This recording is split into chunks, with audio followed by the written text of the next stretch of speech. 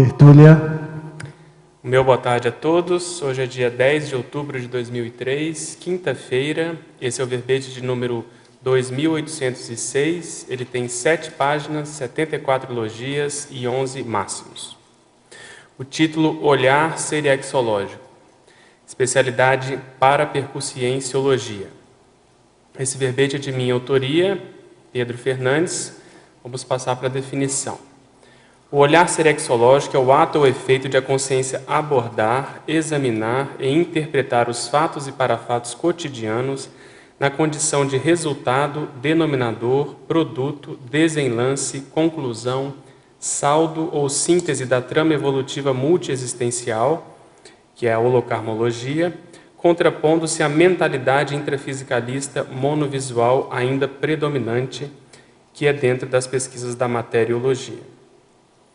O holopensene pessoal das pesquisas seriexológicas, os criptopensenes, os evoluciopensenes, a consequência dos rastros autopensênicos, a noção quanto ao papel da forma holopensênica, a autopensenização polifásica, as parapesquisas da raiz automater pensenológica dentro da holobiografologia.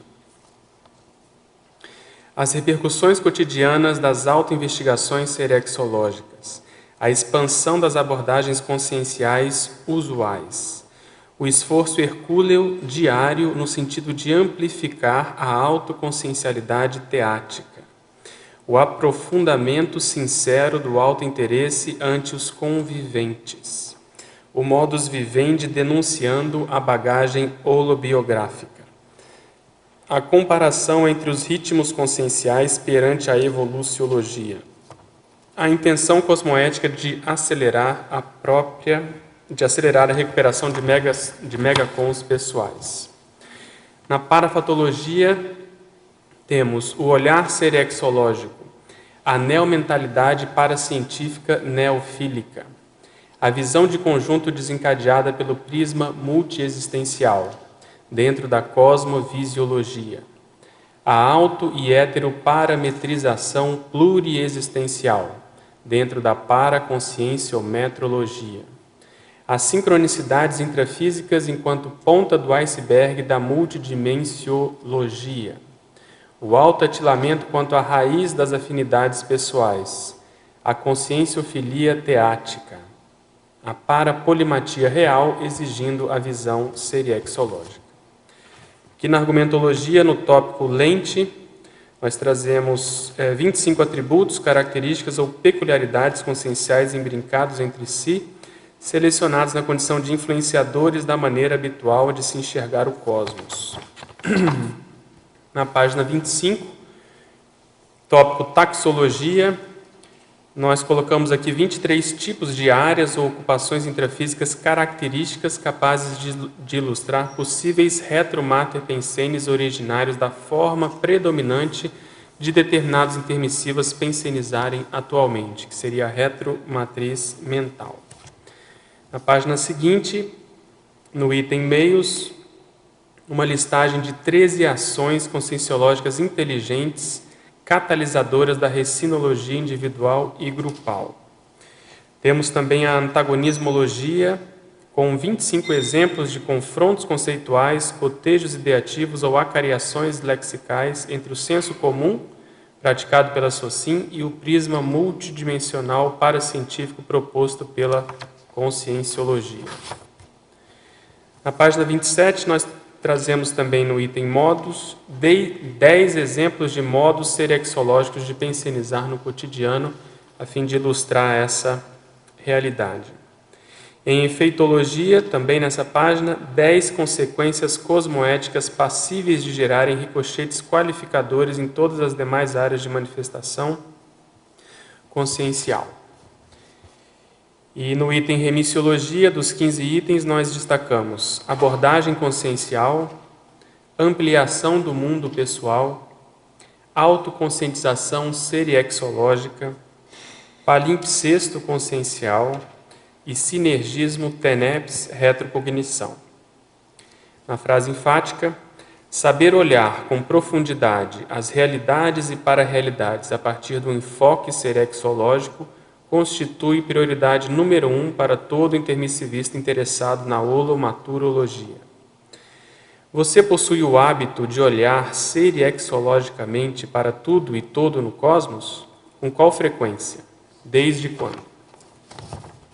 Aqui na mega análise, professor João Paulo, temos exame, perspectiva, abordagem, paragenética, holomemória, interpretação, cosmoconcepção, genopensenidade, multiexistencialidade, automater pensene, holobiografia, seriexologia, parafatologia, paracronologia, cosmovisiologia, cronoevoluciologia, pluriexistenciologia, parapercussienciologia, holominemosomatologia e paraconscienciometrologia. Passando aqui agora para os questionamentos, temos ao verbetógrafo veterano professor Pedro. Na Estrangeirismologia, página 22, poderia nos falar mais sobre o know-how quanto ao timeline grupo karmológico? É inato ou pode ser aprendido? Então, esse know-how quanto ao timeline grupo karmológico, ele surge, eu acho que do interesse que a gente vai desenvolvendo dentro das pesquisas da conscienciologia para olhar quem está no nosso entorno. Então, ele pode ter uma conotação inata, porque a pessoa ela vai começando a adquirir esse interesse desde a infância, por que ela nasceu ali, por que de algum modo ela foi inserida naquele contexto grupo-kármico, mas principalmente eu vejo que essa noção ela vem mais do processo de readquirir os cons, ou seja, nós vamos amadurecendo, vamos recuperando os cons e vamos localizando o quem é quem na nossa família. Isso é interessante porque nos dá, olhando para o grupo, quer dizer, olhando para os nossos familiares, para aquelas pessoas que estão convivendo conosco, nos dá, por tabela, também uma noção do nosso próprio processo evolutivo. Então, esse timeline é justamente para a gente ver qual é o nível, em que condições, em que situação que a gente se encontra em termos evolutivos.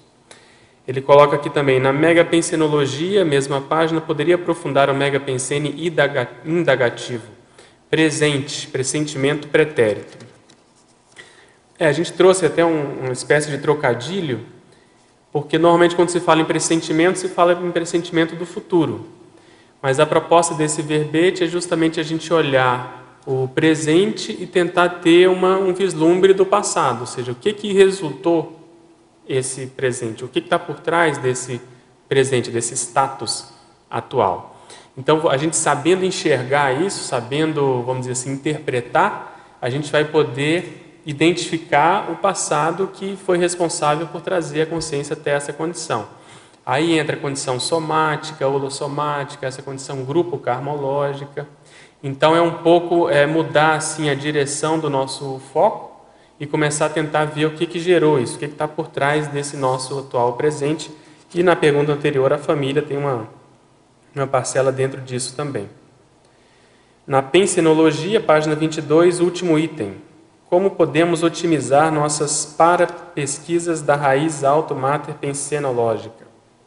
Como utilizar paralupas e parapinças para escarafunchar nosso passado? Eu acho que existe um binômio para aproveitar essas perguntas anteriores, que é o binômio inicial que eu procuro utilizar, que é o binômio família nuclear e autotemperamento. Então, nós temos que juntar essas duas condições para a gente poder começar a querer mexer com o passado. Dentro dessas pesquisas da família nuclear, o primeiro passo é fazer a árvore genealógica, porque muitas vezes a gente não conviveu, não conheceu com as pessoas que já dessomaram antes de nós. Então, aqui no meu caso, em 2006 para 2007, a gente estava preparando aí o curso para semiologia e no curso tinha uma dinâmica que mexia com a árvore genealógica. Então, eu fui fazer a árvore genealógica da minha família e foi bastante interessante porque, além de ter conhecimento de coisas que eu obviamente não sabia, você começa a poder classificar as consciências além do próprio temperamento que elas têm, na profissão predominante que eventualmente tem na árvore genealógica, nas doenças, que como eu sou médico a gente também tem interesse nisso, quer dizer, quais são as doenças predominantes naquele grupo, e fatos insólitos às vezes. Condições, por exemplo, de dessoma, condições de eventuais mini proex da pessoa que veio, fez um papel, exerceu um papel no grupo e dessomou. Então essa árvore genealógica, ela te abre vamos dizer assim, ela te dá uma cosmovisão que você começa a tentar se colocar naquele contexto. Então no meu caso, por exemplo, eu vi que tem vamos dizer assim, uma incidência muito grande de políticos nessa minha família. Tem também um fato interessante que hoje eu vejo que tem relação mais comigo.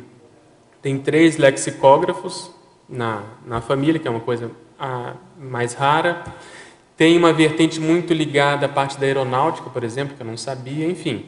Então você começa a fazer esse mapeamento e depois você joga para você o que eu tenho que ver com essas personalidades. Até a gente comentava antes aqui do início da tertúlia, que você pode fazer o cotejo no seguinte aspecto: se você não conviveu com essas personalidades porque você estava no extrafísico, o que você estava fazendo?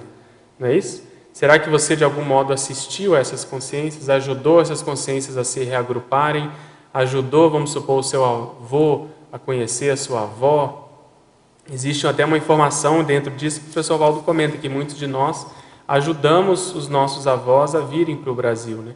A ressomarem no Brasil ou a saírem da Europa para fazerem a viagem e começarem uma vida nova aqui no Brasil. Então, às vezes, isso tudo já foi visando essa nossa vida atual. E essas personalidades que já dessomaram, muitas vezes elas podem estar no curso intermissivo, podem estar sendo ajudadas. Então, todo esse cotejo eu acho que entra nesse processo de escarafunchar o passado e fazendo sempre a conotação de qual a mensagem disso, né? Do que interessa disso tudo, o que eu posso aplicar hoje na minha ProEx. A gente vai poder falar mais sobre isso.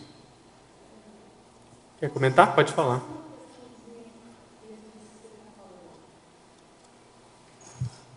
No caso de fazer a árvore, se a gente não tem muitas informações, as pessoas mais antigas já dessomaram, como é que a gente pode... Aí você vai ter que ver a para-árvore, né? Você vai ter que tentar ver extrafisicamente.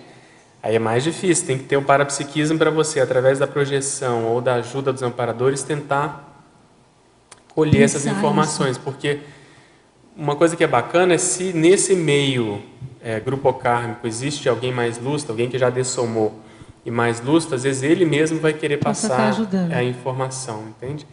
E outra coisa que a gente tem que considerar também é que se não tem essa informação, às vezes não é tão prioridade mexer com isso. Mexe com o que tem e vai tentando de outros modos, vai vendo mais pelo seu lado, né?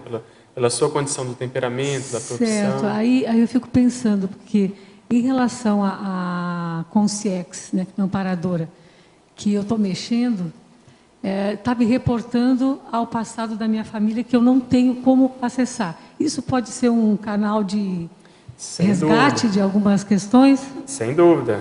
Se eu entendi bem, vamos supor, você começa uma pesquisa por um veio, que é uma personalidade que não faz parte direta da sua família, até onde você conhece, isso, né? Isso. E por tabela aquilo está refletindo nas suas pesquisas, vamos dizer, ancestrais aí da própria família. Uhum. Eu acho que isso é interessante porque às vezes, aquilo que o professor Valdo fala do tatuí, às vezes lá embaixo você vai ter noção da raiz comum dessas personalidades. Então, por que está tendo tanto investimento extrafísico?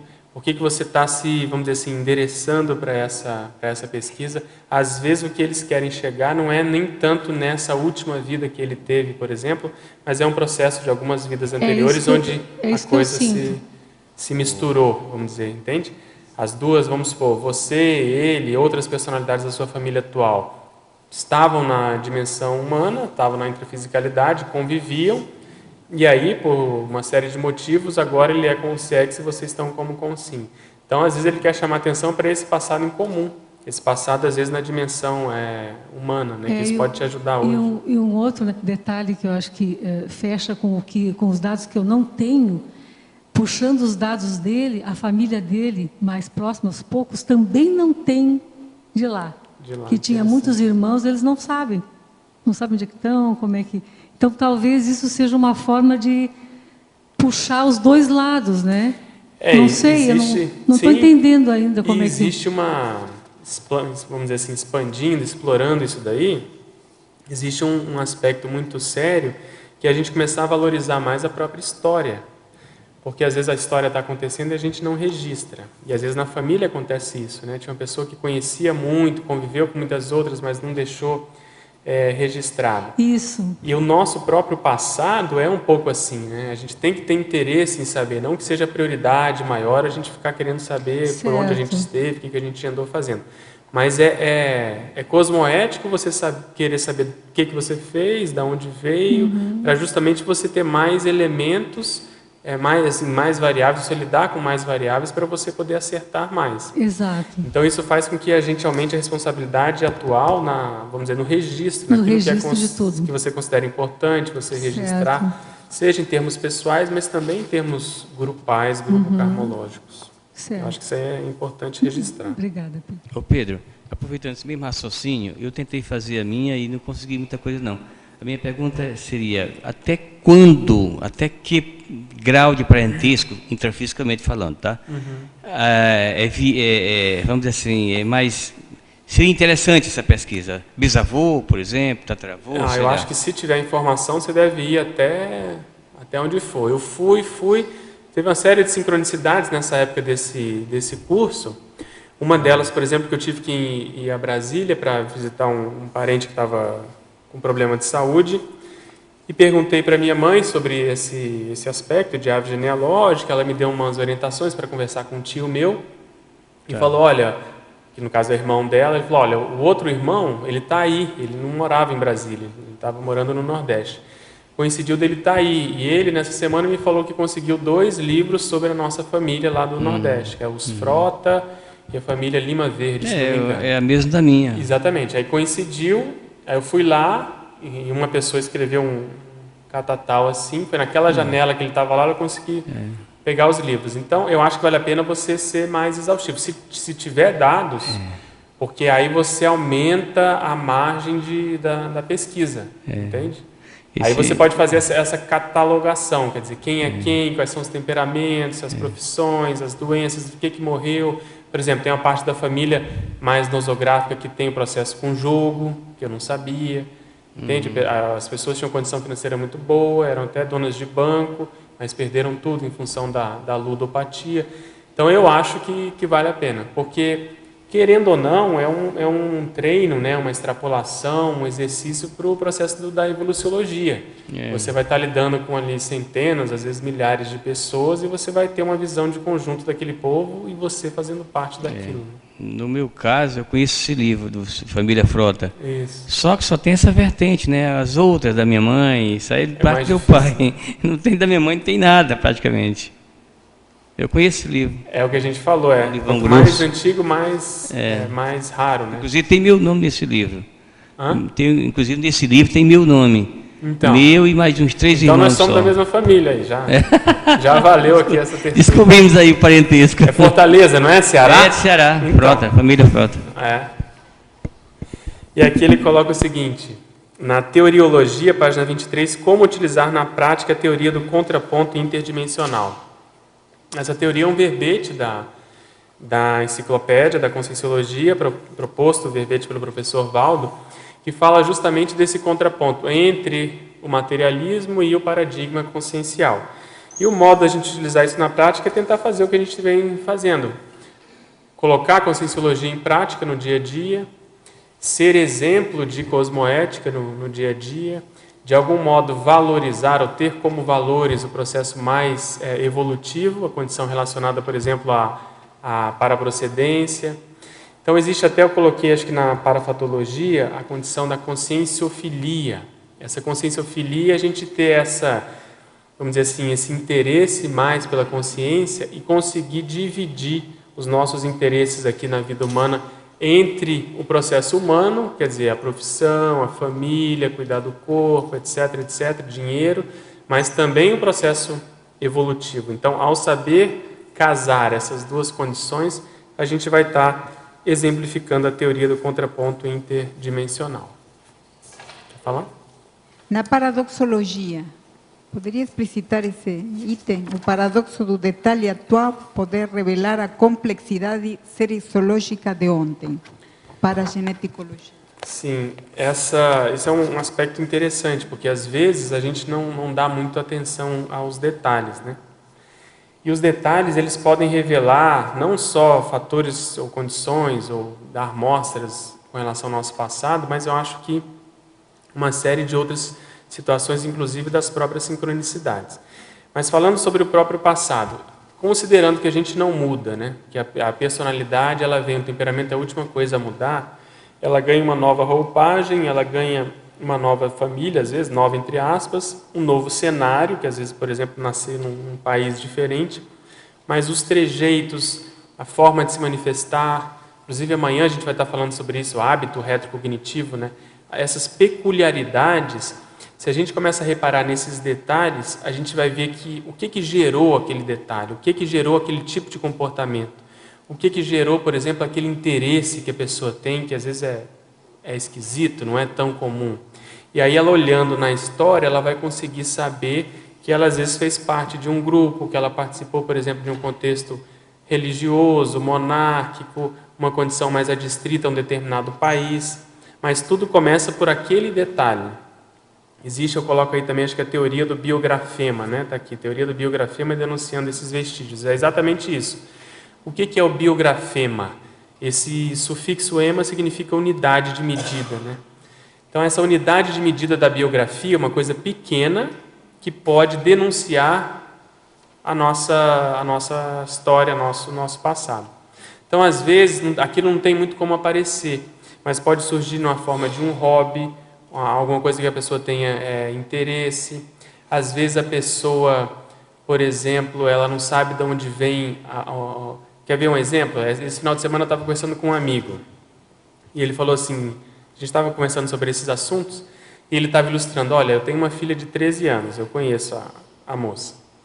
E ele falou que a moça chega às 5 horas da tarde, ela vai lá, faz o chá dela, e ela já meio que intimou ele aí na Argentina comprar o mesmo chá que a rainha da Inglaterra toma. Ele foi lá na Argentina, comprou. Então, todo dia, às 5 horas, ela vai lá, prepara o chá dela e vai para o próprio quarto. Então, isso com 13 anos, já faz isso há alguns anos. Então, é um detalhe, até certo ponto não é tão pequeno assim, isso já é um comportamento que ilustra muito, né, um passado. Mas se a pessoa não souber olhar para isso, vendo o que está por trás, às vezes a maioria das pessoas passa batido, acha que aquilo é um capricho. Você quer ver um outro? Em Brasília, eu tive em contato com uma família que tinha um menininho pequenininho, de 3 a 4 anos, se não me engano, e eles moravam no Lago Sul, lá num bairro de Brasília, que é rota para o aeroporto. Então passa muito avião sobrevoando ali as casas. E toda vez que passava um avião, que o menino escutava o barulho do avião, ele entrava embaixo, ia para debaixo da mesa. Que é típico de quem passou por guerra, né? daqueles abrigos. Então o menino ficava apavorado e ia para debaixo da mesa e ficava olhando. Isso sem nenhum tipo de estímulo externo.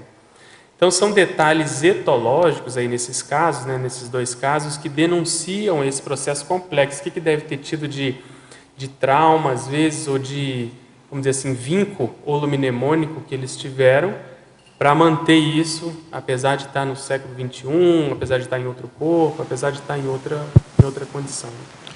Ok? Pedro, a Rosa aqui no B. Pois não. Na página 23, em antagonismologia, o antagonismo puzzle serexiológico, mini peça consciencial. Você podia explicar um pouco? A gente fez esse antagonismo para chamar atenção. Eles, na verdade, eles são sinérgicos, né, até certo ponto. Mas o que eu quis destacar aqui? Para a gente ter noção da individualidade, que seria a mini peça, no maximecanismo, quer dizer, naquele puzzle, naquela condição mais, vamos dizer assim, cosmovisiológica. Porque com isso você consegue ter noção do seu próprio valor. Então, vamos supor, hoje até mesmo o professor Valdo comentava isso. Dentro de uma equipe intrafísica ou uma equipex, as personalidades são diversificadas, mas cada uma tem o seu trafor, cada uma tem o seu valor. Então, ao reconhecer esse valor para o trabalho maior que está sendo feito, a pessoa adquire mais autoconfiança. E quanto mais autoconfiança ela vai tendo, mais isso vai sendo, vamos dizer assim, gerado e gera a lucidez com relação a esse processo todo.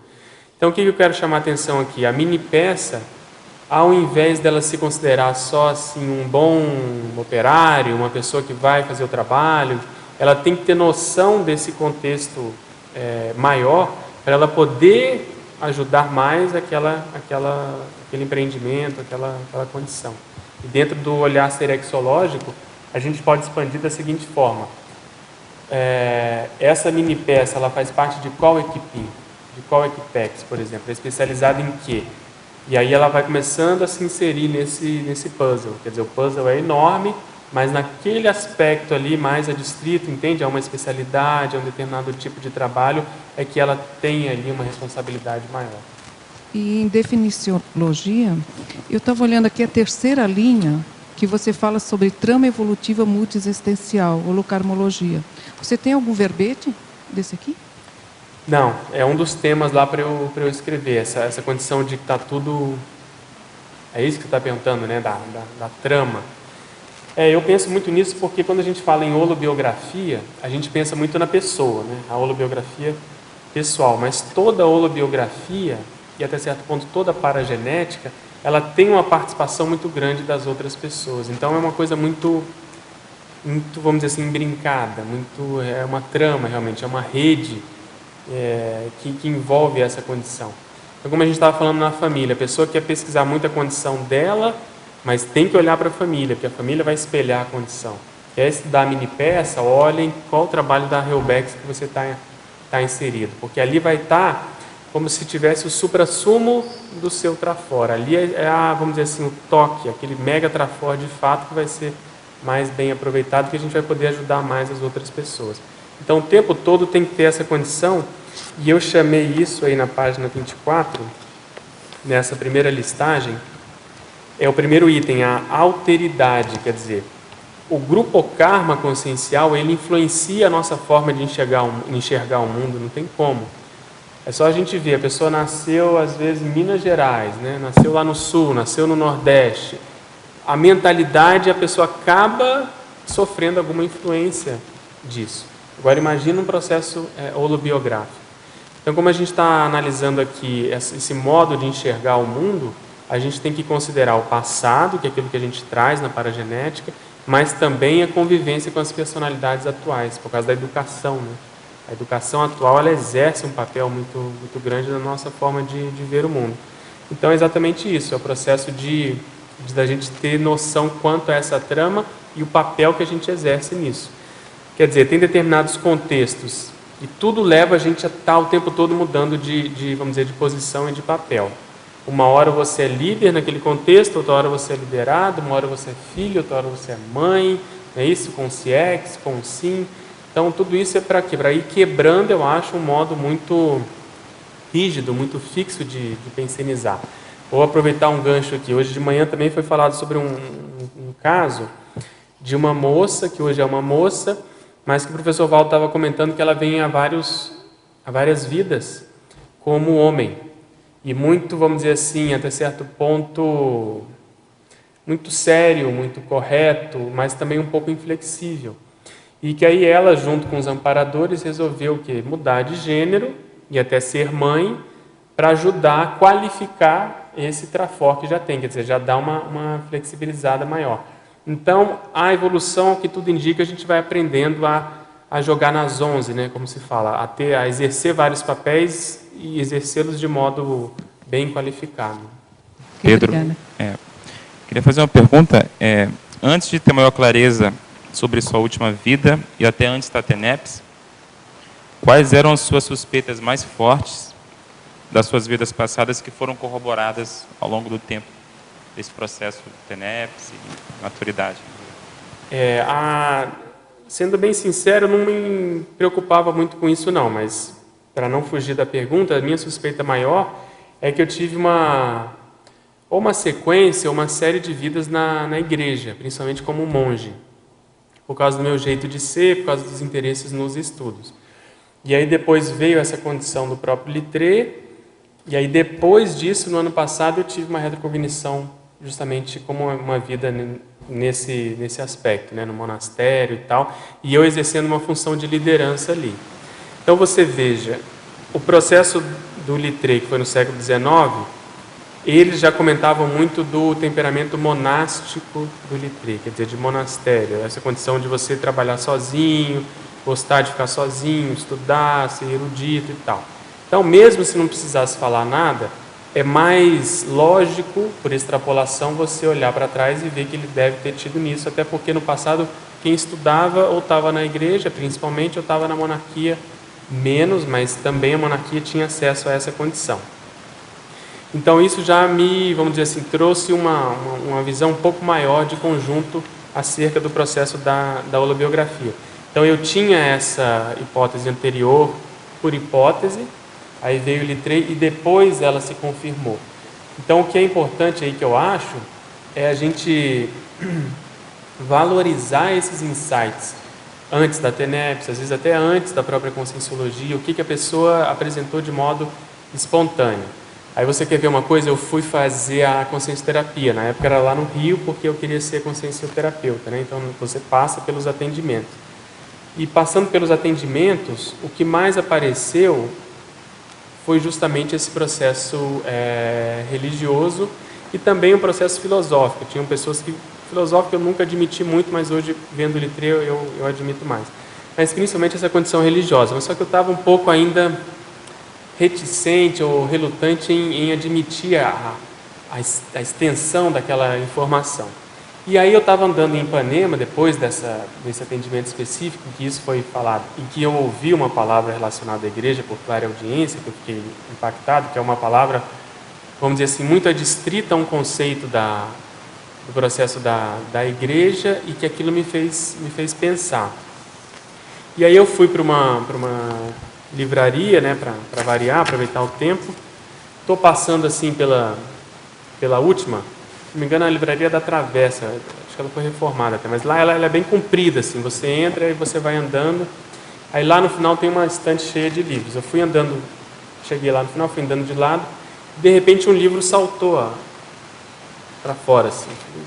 Achei que o livro fosse cair, ele ficou meio enviesado, assim. Aí eu fui pegar o livro, adivinha qual que era o título do livro? Tu és Pedro. É a história da Igreja Católica. Aí eu falei, putz, tive que passar por essa e tal. Foi impactante. Então, aí vendo tudo isso, eu admito essa condição, principalmente agora com o Littré. Não sei se é tão prioridade, mas eu tenho lá alguns livros sobre a história enfim, da igreja, do catolicismo, que eu quero ver se eu recupero essa. Eu não tenho ojeriza com relação a isso. Aí você vê, depois disso que eu vim para cá, a minha duplista Cristiane escreveu um mestrado. O primeiro capítulo do livro dela é sobre a história da própria igreja, ela conta lá todas as condições. Então você vê que uma coisa, é aquilo que a gente está falando da trama, né? Uma coisa tem muita relação com a outra. Quer dizer, se eu olhar para a minha duplista, eu vejo um pouco do meu próprio passado. Então, não sei se clareou. Acho que a gente tem que valorizar e, aos poucos, as informações vão sendo confirmadas, tá, ok? Vamos ver aqui. O descondicionamento da consciência e a ilusão intrafisicalista da vida humana está relacionado com a vivência de fato do esforço hercúleo diário, que a gente comenta na fatologia, segunda linha de cima para baixo, e de acordo com a intenção cosmoética de acelerar a recuperação de megacons pessoais, que está na fatologia na última linha. Sem dúvida, eu acho que a força que esse holopensene intrafisicalista tem é muito grande. Então, se a gente não tem esse esforço, se a gente não até se junta em grupos, se não existe a própria conscienciologia, aí a gente vê o papel importante das ICs, da Cognópolis, da escrita, da TENEPS, para a gente se contrapor a essa condição, a tendência é a pessoa ir saindo do holopensene.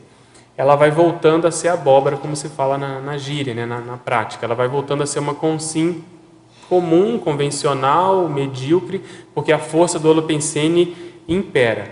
E quanto mais a pessoa faz esforço no sentido contrário, ou seja, por exemplo, via TENEPS, mais ela se liga à paraprocedência, mais ela percebe os amparadores e mais ela consegue fazer esse descondicionamento. Na página 24, você traz no tópico protimia, que segundo a Conscienciologia, a consciência é resultado das retroexperiências serexológicas acumuladas ao longo dos milênios. Haveria alguma engrenagem entre as retroexperiências serexológicas de uma consciência e o estudo genealógico do pai dessa consciência? Quer dizer, a gente até certo ponto respondeu, né?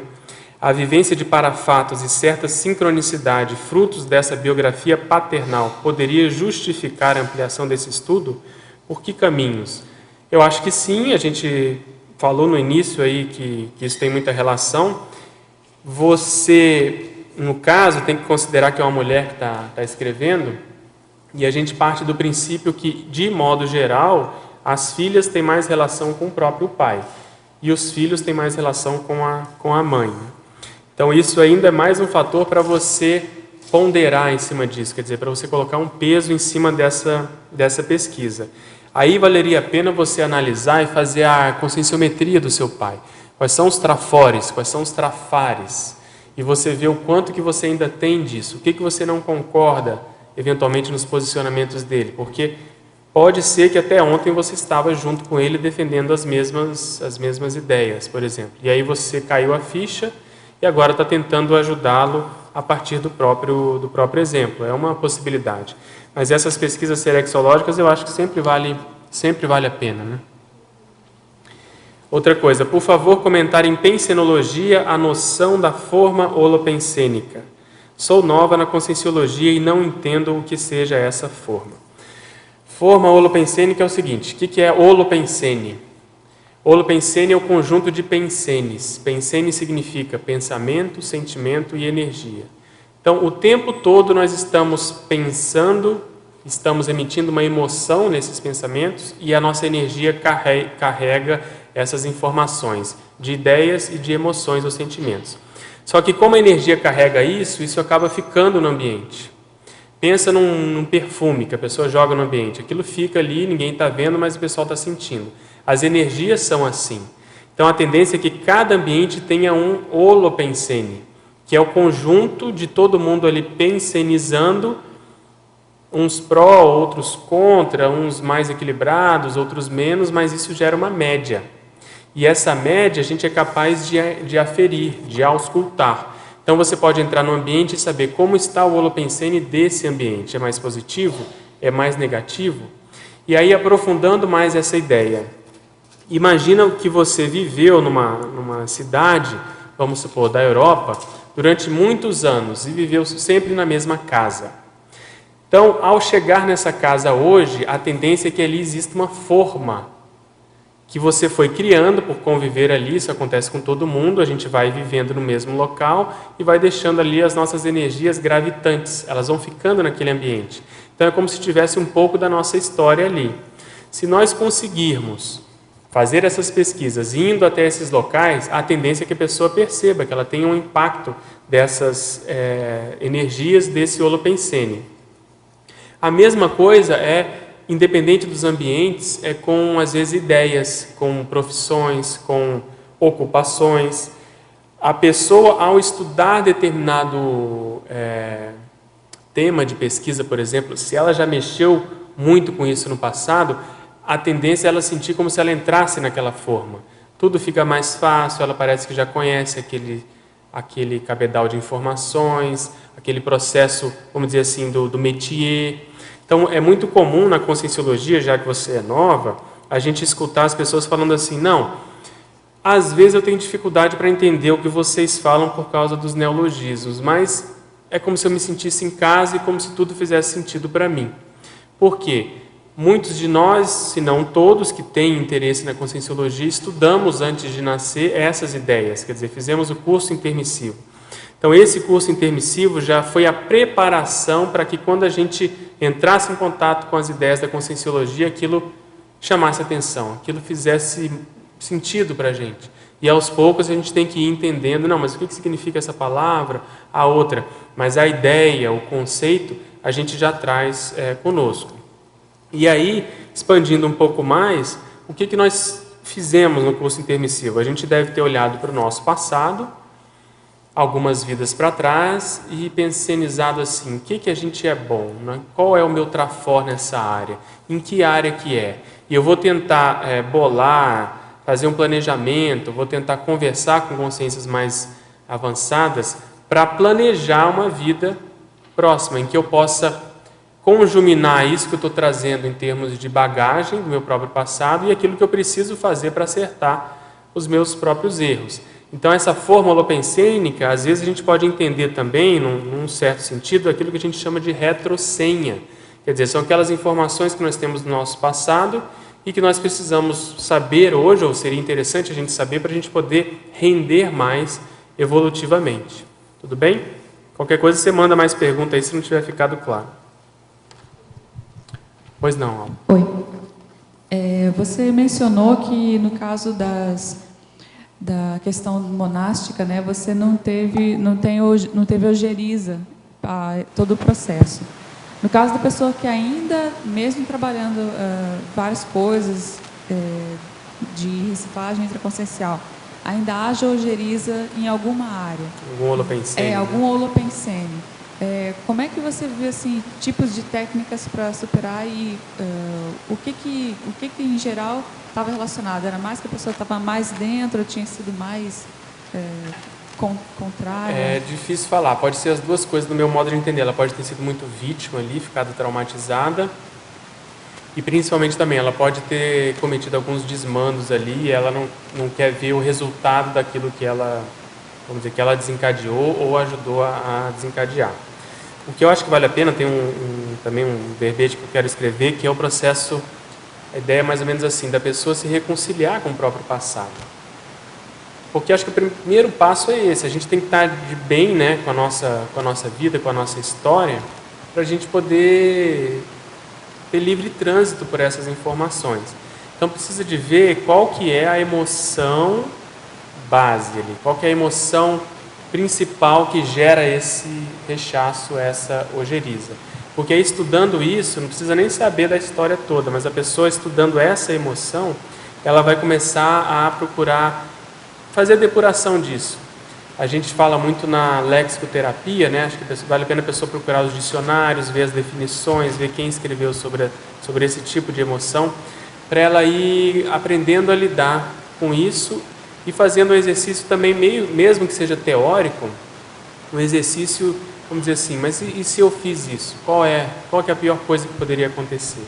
E fazer o contraponto com o momento atual. Mesmo tendo feito isso, hoje eu estou tendo condições de saber dessas informações, eu posso lidar com isso. Um recurso que a gente recomenda também, às vezes, é a própria consciência terapia, para a pessoa ir ter alguém para direcionar essa autopesquisa, quer dizer, para ajudar a pessoa nesses passos para superar essas emoções. Mas, em geral, o que eu vejo, a pessoa ainda está dentro dessa emoção, ainda há uma tendência de querer negar alguma coisa que aconteceu no passado. Então, acho que tem que passar dessa fase. O passado passou, a gente vai, de algum modo, assumir as responsabilidades, já assumimos, querendo ou não. Então, não tem muita saída. Ou a pessoa assume e, vamos dizer assim, lida bem com isso, ou ela vai acabar assumindo no tapa, porque as coisas vão acabar acontecendo em função dela. Então, eu iria por aí, eu iria pela emoção. Essa ojeriza, ela deve ter um nome. Esse nome, o que é? A sensação de quê? Sabe? A sensação de injustiça, é a sensação de, sei lá, menos-valia, é a sensação... Vai, a pessoa vai vendo os porquês, e aí ela começa a ver a autopesquisa. Paralelamente, acho que tem que a pessoa ver o momento de vida atual.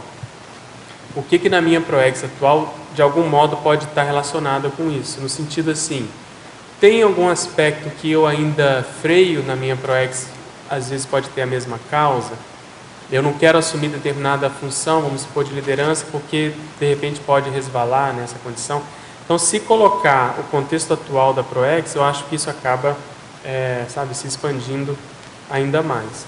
E mais cedo ou mais tarde, de um modo ou outro, eu acho que a pessoa vai ter que lidar com isso. O mais inteligente, eu vejo, é saber fazer isso de modo lúcido, em termos assim, homeopáticos. Porque a nossa tendência também é querer resolver tudo para ontem, né? Saber ter assim a digestão daquele processo emocional todo, que às vezes demorou muito tempo, de um modo muito rápido. Mas isso não acontece. Mas eu acho assim que fazendo uma sensibilização aos poucos, procurando ler sobre o assunto, procurando teoricamente, né, pensar, ver, conjecturar. E outra coisa, considerar também que existe muita ilusão no sentido assim de magnificação, tanto para o pior como para o menor. Uma das conclusões que eu chego nesse estudo de serexologia é que ainda há muitos mitos, né, como o próprio passado. Então, se a pessoa tem a tendência de ser mais egocêntrica e ser mais megalomaníaca, ela vai querer minimizar tudo que ela fez de errado.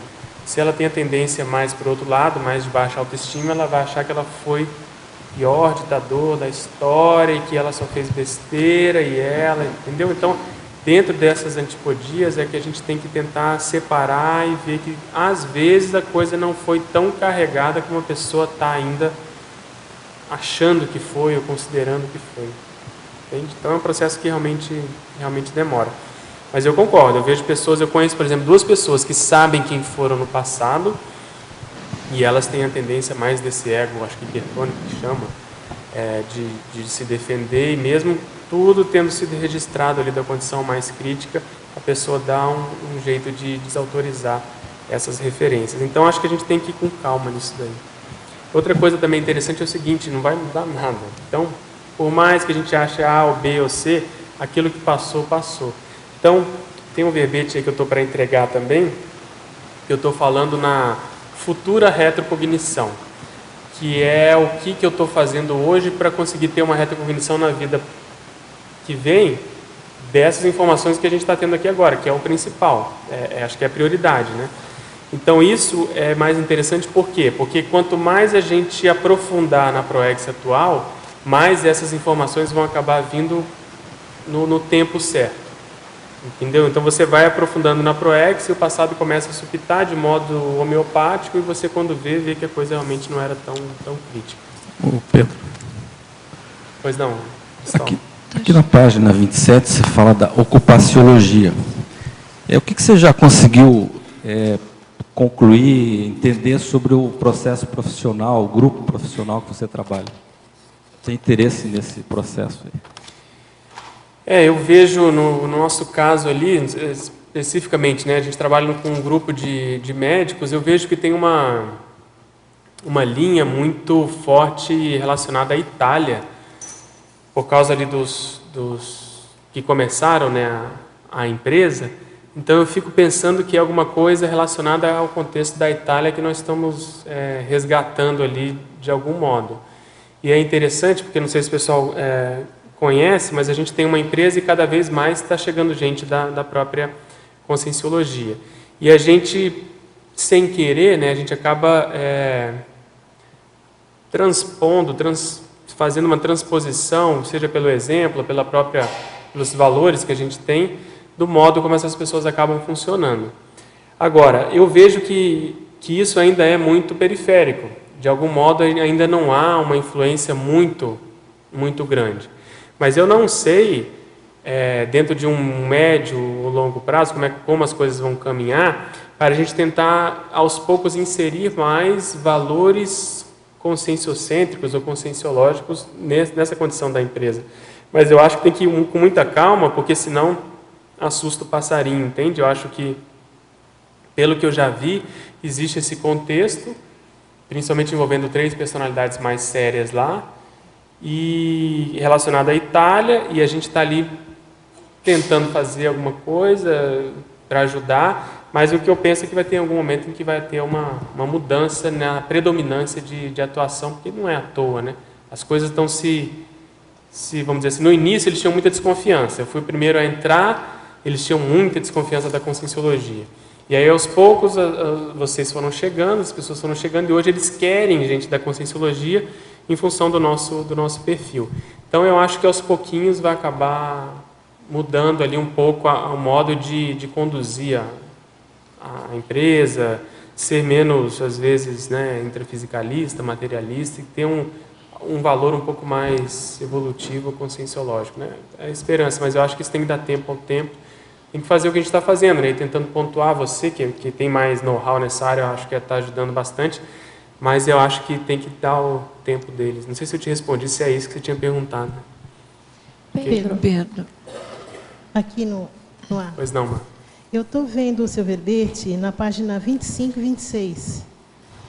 E eu achei bem interessante esse encadeamento que você fez aí, você citou esses retromaterpensenes. Depois disso, você passou pela intermissão, aí tem essa técnica, né, que na realidade essa catálise são técnicas que a pessoa tem de reforçar o holopensene novo. E nós estamos estudando a questão da autovitimização. A autovitimização constitui na forma em que a pessoa fica nesse retromaterpensene.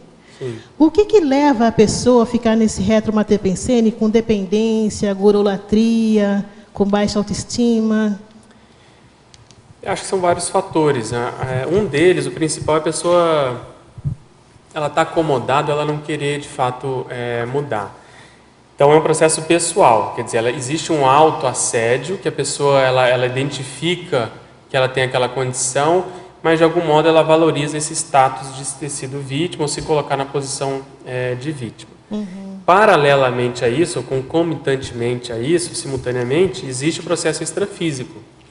Quer dizer, a pessoa vem para fazer a mudança, e aí vem a turma do contra e faz pressão. E aí a pessoa, então, o que ela faz? Ela vira criança, ela se aninha, ela fala, não, mas quem sou eu? Olha, eu, coitado de mim. Então, eu acho que é um processo que tem que começar a trabalhar com a condição do autoassédio. Por que não? E para não ficar muito teórico, tem que ser a pessoa tem que assumir condições mais práticas em termos de liderança, eu vejo. Ela tem que assumir responsabilidades e se empenhar nessa condição, porque aí, aos poucos, ela vai conseguindo ver que ela não é essa condição toda que ela está pintando, esse quadro feio que ela está pintando. Agora, por exemplo, no seu caso, assim, trazendo para a sua realidade, se me permite, nós temos aqui vários subgrupos. Já teve assim algum grupo que teve mais vínculo com você, no sentido assim de apego? Sabe, aquele apego viscoso? O Pedro é meu, sabe? Esse tipo assim de pensamento... Não, acho que não. Não, por enquanto não. Espero até que não tenha, né? Acho que não vai ter muito espaço para isso, mas o que eu tenho observado, que esse é um assunto complexo, né? Se a gente for expandindo aí a sua pergunta, essa condição de equipim, por exemplo, né? De grupos, por causa dos momentos de vida que a gente tem no próprio voluntariado. Então, eu acho que a pessoa tem que avaliar no momento em que, na maior liderança que ela assumiu, quem foram as pessoas que apareceram. Aí ela vai ter uma noção mais clara dessas personalidades. Por exemplo, ela vai procurar ali amizade raríssima, eventualmente. Se ela teve uma Equipex ou participou de uma Equipex, se uma dessas personalidades estavam ali. Em termos de vida em comum no passado. Por exemplo, essa retrocognição que eu tive lá com relação a esse processo monástico, eu identifiquei uma pessoa que está aqui e que estava lá, né? Não estou falando da Cris. Então, e essa pessoa, até pelo próprio temperamento, é uma pessoa mais reservada. Então, você não pode também, pelo fato de você ter informação, você querer acelerar. Você tem que ir vendo e criando condições para o contexto e permitindo convivência, e dessa convivência ir nascendo ou renascendo, né, essa amizade. Então, eu vejo que é complexo em função disso. Então, nesse momento que eu estou atualmente, pelo fato de ter me colocado nessa condição de cobaia serexológica, de expor essas condições, a condição da dinâmica, a condição dos próprios cursos, a complementar, agora esse CP2. Então, isso tudo eu fico mais de olho para ver quem é que está aparecendo agora. Entendi. Então, a gente está escrevendo lá sobre polarização materpensênica. Então, é isso, todo mundo tem vamos dizer assim, uma história. Se você começa a agitar muito essa história, no sentido de você falar mais, escrever mais, fazer mais assistência, sabe, mexer, isso vai reverberando, as pessoas vão começando a aparecer. Então, eu linko muito o papel de liderança a essas personalidades que aparecem, que estão aparecendo. Pedro, na página 23, parafatologia, eu já vou falar duas. Na terceira linha, você pode expandir a assunção, que eu quero entender, da recomposição grupocármica quanto à policarmologia. E na sexta linha, a aplicação prática e interassistencial das manobras energéticas conscienciológicas, favorecendo o retroconhecimento atual. Daí eu queria que você ampliasse essas manobras energéticas. Tá, eu vou começar por essa segunda. Essa aplicação prática das manobras energéticas conscienciológicas, favorecendo o reconhecimento atual. Exatamente o que eu estou passando hoje de modo muito, vamos dizer assim, incipiente. Que é você ter uma convivência parapsíquica um pouco maior com as pessoas. Isso se dá em função, principalmente, da dinâmica e de alguns cursos que as mesmas pessoas acabam fazendo. Então, você convive com a pessoa no dia a dia, convive na dinâmica, convive num curso. E aí você começa a ter esses lampejos do passado. Então, é um reconhecimento atual, que também é um outro verbete que eu quero escrever. Quer dizer, você reconhece a pessoa atualmente do passado. Então, isso vem em função do próprio parapsiquismo. Então, o parapsiquismo, a gente sabendo lidar com ele, colocando a assistencialidade na prática, por tabela você acaba acessando essas informações. Às vezes, de você ter noção de quem é quem, que papel que foi, quem é mais, por exemplo, que conviveu mais com você, em termos até de tempo mesmo, de convivência. Então, só para clarear, tem a dinâmica, nós tivemos um acoplamentário da equipe do acoplamentário, que foi para treinar a equipe, e logo depois teve outro acoplamentário, tudo muito junto, assim, que foi esse da serexologia, que foi mais o tema ainda que predispôs. Então, tem uma pessoa que é muito ligada a mim, inclusive que veio de Brasília, que a gente já voluntariava junto lá, e que participou dessa condição. E aí, no primeiro acoplamentário, eu tive um vislumbre muito claro da condição, mas eu fiquei quieto porque era muito incipiente. E aí depois a coisa foi se confirmando nessas atividades. Então, a gente saber lidar com essas manobras energéticas, não colocar isso como a prioridade. É o que a gente fala lá na dinâmica, né? A dinâmica é aplicada a serexologia. Então, as pessoas acham que vão chegar lá e vão saber quem foram, o que é que nós vamos falar, do passado. Mas a ideia é justamente o contrário. A ideia é criar ambiente para, se for o caso, os amparadores poderem trazer essa informação. Então, a prioridade é o desenvolvimento parapsíquico e a assistencialidade. Se der, você acaba pescando isso por tabela. E quando... Só antes de entrar na outra... quando você tem esses lampejos de outras pessoas, você comenta alguma coisa no sentido de ver se a pessoa lembra alguma coisa, confirmar ou não? Ou não, para você já é confirmatório, não precisa falar com a pessoa? Não, para mim já é. Se não é a primeira vez, é isso que eu falo. Porque a retrocognição, quando ela se instala, você não tem dúvida, não precisa perguntar, nem confirmar, até porque a pessoa não lembra, né? Coisa muito antiga. Então, eu normalmente guardo para mim. Eu tenho aquela informação e eu procuro fazer esse cotejo. O que essa pessoa tem comigo? E, normalmente, eu descubro coisas que eu não estava valorizando. Quer dizer, eu sei, mas não valorizei. Por exemplo, a história dessa pessoa comigo, a condição toda que eu vi, tem uma série de situações dessa vida mesmo atual, entendeu? Então, eu não procuro ficar falando. Às vezes eu dou ideia, dou uma pista, assim, mas não, até porque a gente vê muito pouco, né? Não é nada assim... muito, é o que eu falei, a gente está começando a entrar nesse métier. A outra que eu tive lá do monastério é a mesma coisa. Então você começa a ver, bate muita coisa. Então, aí o que eu procuro fazer? Procuro fazer o inverso. Ao invés de esperar o fenômeno confirmar, e tem um fenômeno, eu começo a ver tudo que estava ali por trás que já poderia me dizer aquilo.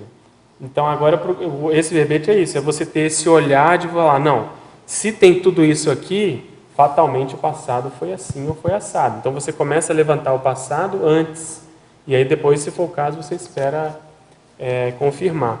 E o ideal também é não... porque há uma ansiedade nisso tudo e uma tendência também de formatação, né? A pessoa quer formatar a condição.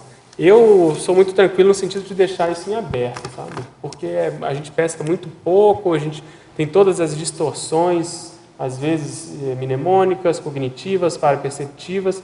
Então, ali eu procuro ver qual que é a essência. E a essência, nesses casos, é ver a condição de raiz de convivência. Entende?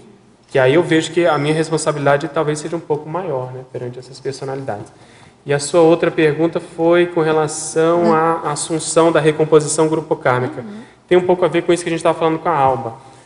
Quer dizer, se a gente quer fazer recomposição grupocármica e não admite o próprio passado que a gente teve, é muito difícil, porque as pessoas, elas refletem o nosso passado, né? As pessoas com as quais a gente tem que fazer essa recomposição, que a gente tem dificuldade, o assunto, essas quisilas que se chama, né? Essa ojeriza, você não vai com a cara da pessoa. Então, se a pessoa vira a cara, não quer enfrentar essa situação, como é que ela vai chegar na policarmalidade, né? Então, eu acho que é o contrário. Identificou uma situação mais crítica, é ali que tem que tentar calçar. Mas, às vezes, eu vejo que pessoas querem fazer isso, mas também para aparecer, para dizer, olha que eu estou fazendo assistência porque eu não lido bem com você. Então, é completamente diferente, entendeu? Então, você tem que esperar, tem que dar, vamos dizer assim, o tempo da pessoa, tem que respeitar, tem que se colocar disponível para o seu egão não ficar à frente, entendeu? Obrigada. Pedro, em legislação, você usa a lei evolutiva de ação e reação, citando aqui. Sim. Se a gente analisar, ela também é uma lei física, né? Sim. Você, dentro dessa colocação, no teu dia a dia, o que é que você tem como experiências? De ação e reação? É.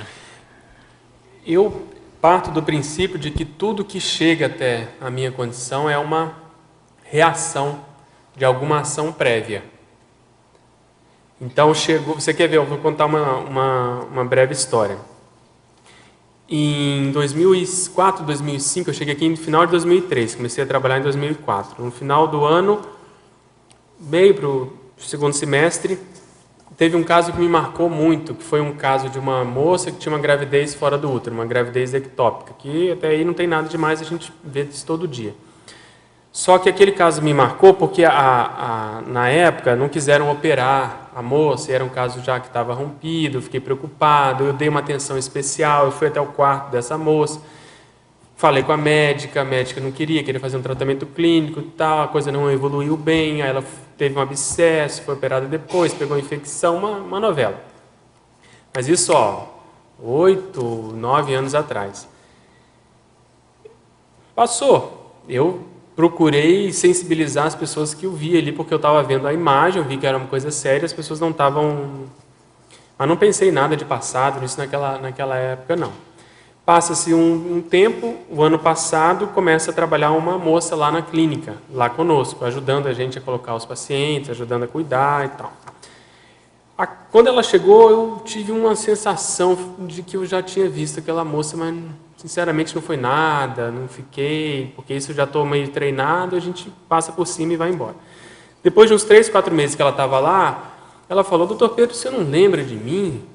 Eu sou aquela moça lá daquela gravidez que o senhor foi, eu nunca esqueci, porque o senhor foi lá no quarto, me deu um atendimento assim. Aí aquilo tudo foi voltando na minha cabeça e eu vi que aquela paciente era hoje a moça que está do meu lado, trabalhando comigo. Então, em 8 anos, eu tinha esquecido e ela tinha...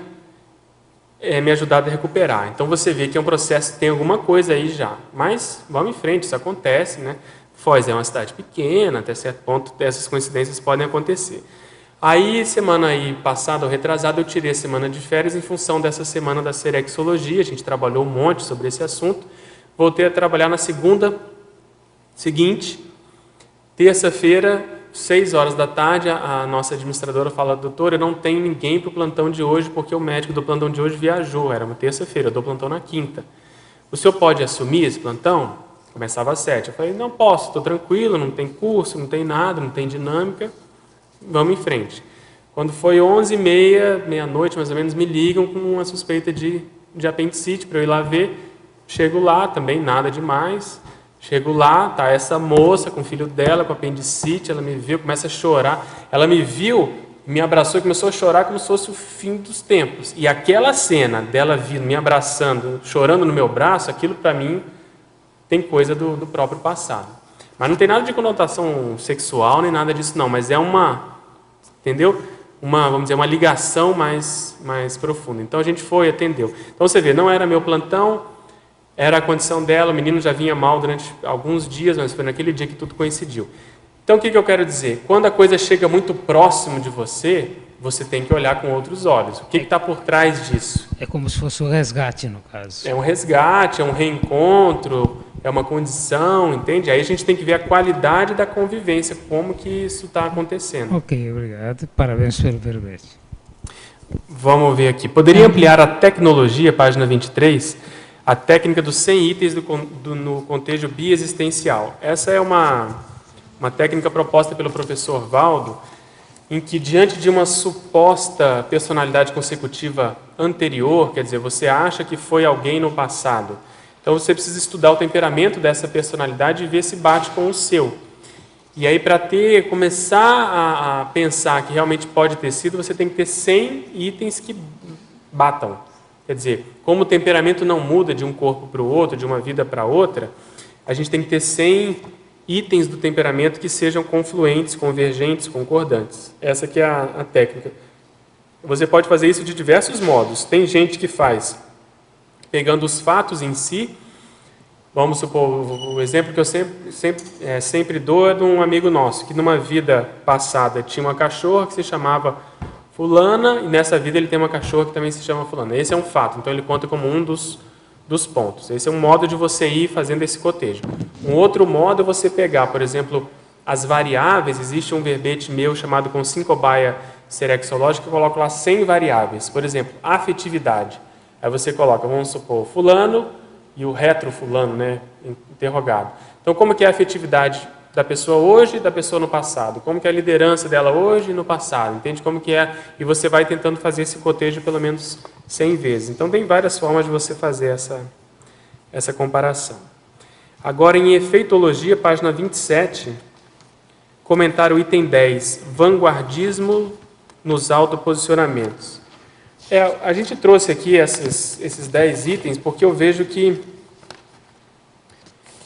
a tendência de quem pesquisa, penseniza ou de algum modo investe mais na conscienciologia, partindo do pressuposto do alcance dessas verpons, é que a pessoa começa a defasar determinadas manifestações pessoais. Então, nesse caso, o vanguardismo nos autoposicionamentos é a pessoa escolher aqueles assuntos que estão mais na ponta.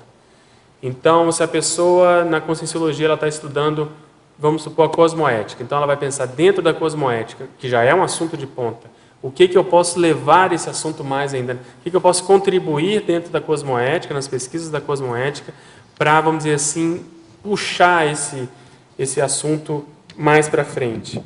Então, isso vai refletir exatamente nos autoposicionamentos, porque se a pessoa não tem a teática, a verbação, o exemplarismo, aquilo que ela está escrevendo, essas pesquisas, elas vão ficar muito falhas, muito fracas. Então, tem que casar uma coisa com a outra. Então, por exemplo, a pessoa, a gente aqui no domingo, a gente estava aqui com um verbete standitarístico, né? E a Maria Tereza que defendeu, ela tinha uma longa história em termos de ajudar na confecção da Feira do Livro de Santa Maria. Então você vê ali, passava a teática que ela tinha no assunto, a verbação, todos os detalhes, todas as condições, as pessoas falando. Então, para a pessoa poder falar, né, o ideal é que ela tenha feito. E que, se possível, esses sejam assuntos avançados. Principalmente lidando com o próprio passado. Se a gente pegar qualquer verpom da conscienciologia e fizer isso, quer dizer, se tornar exemplarista e se tornar escritor nessa linha, a pessoa vai estar, com certeza, engolindo o próprio passado. Mais uma aqui. Na questionologia, respondo que faço esse olhar serexológico desde a infância, associando ideias e criando hipóteses sobre outros e sobre mim. O que o verbetógrafo considera como fator principal otimizador da recuperação de cons quanto à serexologia? A gente já falou um pouco aqui, mas eu acho que é fazer assistência, porque, como a gente comentou nesse caso aí da moça, fazendo assistência você vai estar inserido num contexto com outras pessoas e outras consciex. Sabendo ler esse cenário, você vai estar vendo o seu próprio passado. Então, se predispor à assistência e ficar atento, tendo assim lucidez, essa parapercussiência que a gente comentou aí na especialidade, a gente vai começar a fazer esses cotejos, e não o contrário, não querer ficar em casa e só pesquisando o passado e achar que isso vai dar muito resultado. Eu acho que pode até dar, mas não tão prolífico, porque aí você está juntando o processo evolutivo como um todo, a assistência, o passado, a cosmoética e assim por diante. Outra coisa, se a pessoa descobriu quem ela foi na última vida e suspeita que foi outra personalidade, como fazer para chegar à conclusão sobre este fato? Se eu entendi, se a pessoa descobriu quem ela foi na última vida e suspeita que foi outra personalidade além dessa, é isso? Como fazer para chegar à conclusão sobre esse fato? Então, se eu entendi, são duas possibilidades, quer dizer... você deve estar perguntando aqui de outra, de retro, né? Retro personalidades além dessa que você já sabe. Para chegar à conclusão, eu vejo que é fazer a mesma coisa que você fez com essa que você teve a informação, quer dizer, o cotejo desses 100 itens, o holopensene, ver a condição lá envolvendo o processo, por exemplo, do país, do continente, do mater pensene. Por exemplo, se você pegar o Littré, lá no fórum, o professor Loche deu uma aula comparando lá as coisas do Littré com as coisas do Pedro aqui na Conscienciologia. E ele chegou à conclusão, vamos dizer assim, olhando lá a vida do Littré, que o mater pensene dele tem alguma coisa a ver com o processo de conhecimento, porque ele queria conhecer muita coisa, queria divulgar esse conhecimento, foi um erudito, etc. Então, eu acho que via mater pensene, quer dizer, qual é o mater pensene da sua personalidade anterior? Existe um. Não vou falar aqui, acho que você sabe. Então, tem que estar nessa mesma linha, se é isso que eu estou entendendo da sua pesquisa. Quer dizer, você descobriu uma, vamos supor, do século XIX. Aí existe outra do século XVIII que você está desconfiada. Tem que estar na mesma linha, acho que é a mesma pesquisa. Tem que bater o mater pensene, bater o temperamento, ver o que não bate. Uma dos meus interesses, acho que você já ouviu falar isso aqui, é exatamente esse. Então, eu procuro pesquisar quais foram os lexicógrafos médicos da história, por exemplo. É uma pista, porque o Littré foi isso, hoje eu estou também relacionado com isso. Entende? Eu acho que você tem que pegar eu chamo isso de interseção holopensênica. Quais são aqueles holopensênes que têm, vamos dizer assim, conjuminância, que tem uma parte em comum que te chama atenção, que é aquela parte rachurada dos conjuntos, e que você pode usar isso como sendo um elemento assim de busca, como sendo a lupa. Não, eu vou procurar pessoas, por exemplo, que têm relação com esse país, que têm relação com esse mater pensene, que tenham esse temperamento, que têm mais ou menos esse jeitão, né, de funcionar. Eu acho que por aí você vai chegar à conclusão sobre esse fato. Outra coisa que vale a pena também é você ver a vida desse amparador, né, que te ajuda, ou que de algum modo tem relação também com a própria história. Aprofundando a história dele, como você já sabe que deve ter tido vidas com ele, você pode ter também dados sobre essa vida anterior. Outra coisa, em Fatologia, página 22, primeira linha, gostaria que abordasse as repercussões cotidianas das autoinvestigações serexológicas. É isso que a gente está comentando. Todo esse assunto ele só se torna mais assim, interessante se ele tiver uma aplicação prática. E a aplicação prática são essas repercussões cotidianas. Quer dizer, você olhar as pessoas com bons olhos, não, eu ia falar com outros olhos, mas num bom sentido. Quer dizer, você tentar ver o seu papel diante daquele contato, daquela convivência. Por exemplo, lá no fórum, a Cristiane Ferraro fez o sociograma do Littré, quer dizer, colocou a personalidade no centro e colocou todas as ligações que ele teve na vida passada com diversos grupos. Então, você faz um mapeamento das pessoas, você pode fazer isso na própria vida atual. E ali, uma das dicas que eu dou é você chegar à seguinte conclusão. Dessas personalidades, quem são as pessoas que você faz mais assistência e quem são aquelas pessoas que fazem mais assistência para você? Com isso, você vai ter uma noção da predominância de uma coisa com a outra e você vai ter uma noção também da responsabilidade para com ambas as situações. Enfim, você vai aumentar a lucidez perante a convivência diária. Em Parafatologia, página 23, terceira linha, aborde a assunção da recomposição grupocármica rumo à policarmalogia. A ideia é basicamente a mesma, quer dizer, a gente tem que assumir as coisas que chegam para nós, né? As dificuldades, os pepinos, vamos dizer assim, as idiosincrasias, aquela condição que a pessoa às vezes não quer encarar, que ela está tirando o corpo fora, justamente ali deve ter uma mensagem que é para ela fazer assistência, para ela fazer essa recomposição. E principalmente olhar o processo de casa, né? O processo da família. Então, na sua família, você sabe quem é aquela pessoa que você deve mais? E, por outro lado, quem é a pessoa que mais deve a você, por exemplo? Você já pensou nisso? Já mudou, de algum modo, a sua atitude cosmoeticamente perante esses exercícios, essas teorias, essas ponderações? Eu acho que isso, a recomposição grupocármica começa em casa, né? ela, vamos dizer assim, ela ganha um teor mais forte no processo grupocármico familiar, nuclear, que eu quero dizer. Agora aqui na página 23, em parafatologia, poderia expandir a auto- e heteroparametrização pluriexistencial dentro da paraconscienciometrologia? A ideia, basicamente, é aquilo que a gente aprendeu a fazer conosco, quer dizer, em termos de conscienciograma, você fazer essa autopesquisa, saber o que valorizar, saber quais são os trafores e trafares, a gente expandir isso para as demais personalidades, para justamente fazer esse casamento. Porque, às vezes, as personalidades elas começam a se afinizar pelos próprios trafores. Quer dizer, o trafor gera um interesse. Esse interesse, normalmente, é em alguma ocupação, alguma coisa que a pessoa vai fazer, vai estudar, vai escrever. Então, naturalmente, as pessoas acabam se afinizando também pelos traços conscienciais. Então, com isso, a gente consegue ter noção de quem e com quem nós estamos convivendo. O professor Valdo fala muito também que não é inteligente, às vezes, a gente conviver com determinadas pessoas e não saber o nível evolutivo delas, porque às vezes você pode estar convivendo com um serenão e não saber. Né? Então, vale a pena expandir a autopesquisa para o nosso grupo Karma. Né? Mas, Tânia, você quer comentar? Eu quero fazer pergunta. Pode falar. Na página 26, na antagonismologia da página 26, né, que tem uma outra. Né? Você diz assim, 25 exemplos dentre confrontos conceituais, cotejos ideativos ou acariações lexicais.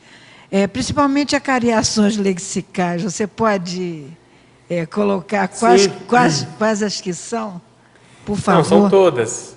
Acariações lexicais aqui, a ideia é justamente como são duas palavras, né, que estão em locais opostos ali, você está fazendo uma briga entre elas. Né? Então, por exemplo, autopromoção versus a interassistenciologia. Você está colocando as duas dentro de um ringue. Então, tem que ver o que predomina. Na SOCIM, às vezes, ainda há muita autopromoção. Né? A pessoa falar muito de si, defender o próprio ego. E aqui a gente está falando mais da interassistenciologia.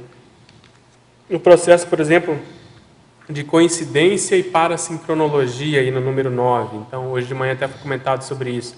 Então, aquilo que o incauto, né, o vulgo, o povão, a pessoa que não tem interesse nisso, interpreta como coincidência, às vezes por trás daquilo tem uma mega sincronicidade, né, tem uma mensagem muito, muito grande.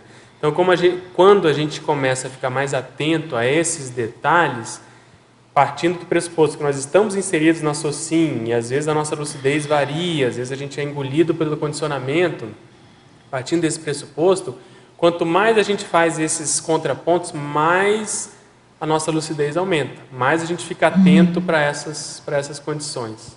Tá ok. Eu tenho outra questão. Pode fazer. É na primeira página, na fatologia. É na penúltima linha, a comparação entre os ritmos conscienciais perante a evoluciologia. Você pode desenvolver também? Posso. Como a gente está comentando sobre serexologia, até dentro desses casos que a gente trouxe, vendo a própria manifestação do professor Valdo, isso que a gente comentou de quem que a gente faz mais assistência, de quem que a gente recebe mais, o que a gente vê que é um elemento comum, que muitas vezes nós estávamos mais ou menos no mesmo nível, numa determinada época do passado, o tempo passou, e aí hoje uma dessas personalidades às vezes é serenão, e nós ainda não somos. Por outro lado, um amigo nosso pode ter sido transmigrado, nós estamos aqui.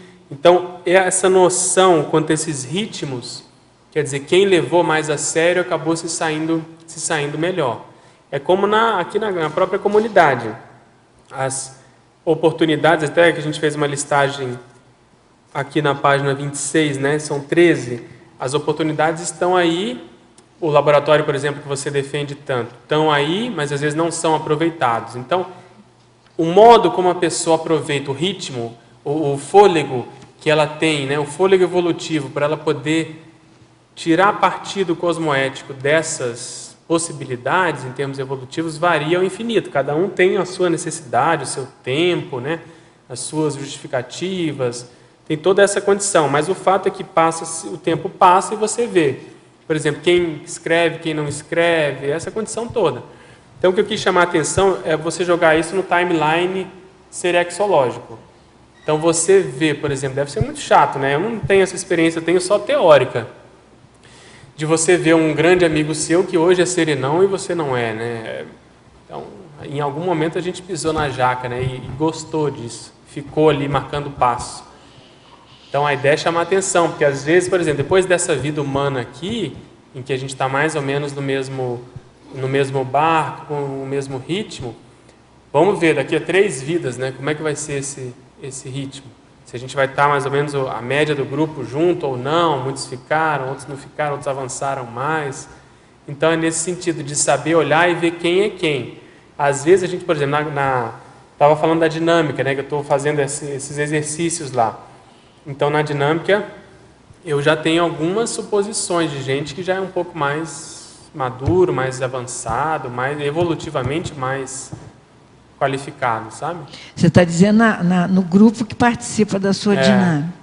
Você já está tendo oportunidade de interpretar. Eu tenho suposições, pelo menos, baseadas em alguns fatos e parafatos que a gente observa, né? Tá, ok. Então, isso acho que tem em todo lugar, né?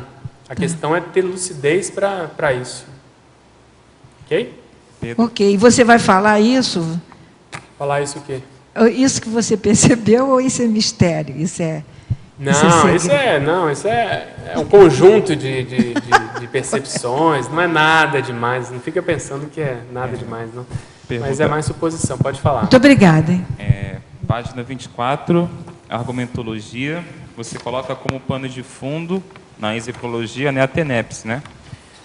Eu não entendi a questão do olhar serexológico profundo. Quando você cita abordagem multiexistencial a partir da pangrafia grupocármica. Pode ampliar essa questão da pangrafia grupocármica, por favor? Tem um verbete sobre isso. Ele está falando aqui na exemplologia, né? Então, o ofexista veterano, então vamos imaginar, o ofexista ele sai do corpo para fazer assistência lá para as consciex. E normalmente, até pelo próprio fato de estar fora do corpo, isso facilita, mas principalmente pela lucidez, traquejo e ajuda que ele tem, ao fazer aquela assistência, ele não faz uma assistência mais como se fosse em primeiro plano só, para aquele momento atual. Ele já está encarando aquela consciex, sabendo da trajetória, grande parte da trajetória holobiográfica dela.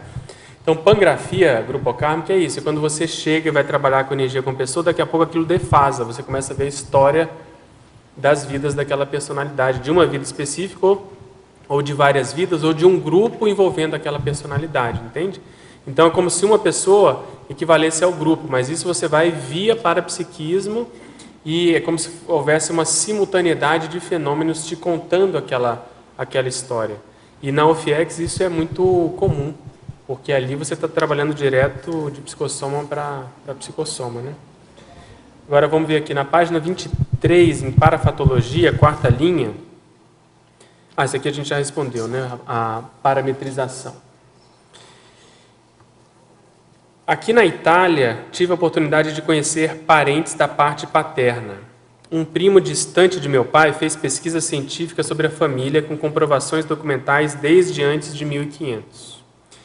Ele tem registrado todos os dados e a árvore genealógica da família. Eu coletei algumas informações, mas como todo esse material poderia ir mais fundo? Acho que tem interrogação. Quando eu o conheci, e a família de 500 anos que ainda existe, enquanto ele contava a história de certos integrantes, especialmente quando não tão éticas, ele apontava o dedo para mim e dizia, teus parentes.